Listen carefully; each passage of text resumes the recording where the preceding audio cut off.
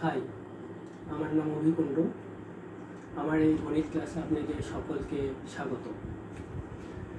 গণিতে মূলত কয়েকটি অংশে ভাগ করা হয়েছে।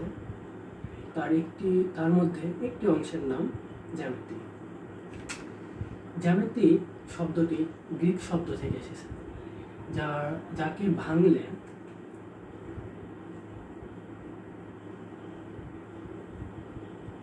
জ্যামিতি। এই জ্যা এবং মিতিকে আমরা যদি ভেঙে ভেঙে উচ্চারণ করি তাহলে হচ্ছে একটা জ্যা, একটা হচ্ছে কি মিতি। জ্যা অর্থ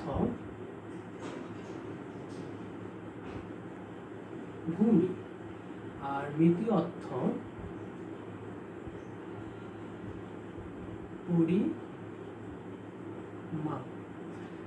তার মানে জ্যামিতির আবিধানিক অর্থ হচ্ছে ভূমির পরিমাপ। কোনো কিছুকে বা কোনো একটি বস্তু বা কোনো কিছু যে জায়গাটা বা যে স্থানটা জুড়ে থাকে তাকে আমরা মূলত ভূমি হিসেবে ধরতে পারি। তো এই জায়গাটা বা ওই বস্তুটার টোটালি যে আমরা পরিমাপটা পাই বা তার একটা নির্দিষ্ট হিসাব নিকাশ আকারে যে তার সাংখ্যিক একটা মান পাই তাকে আমরা ভূমির পরিমাপ বা জ্যামিতি বলতে পারি। সকলকে ধন্যবাদ।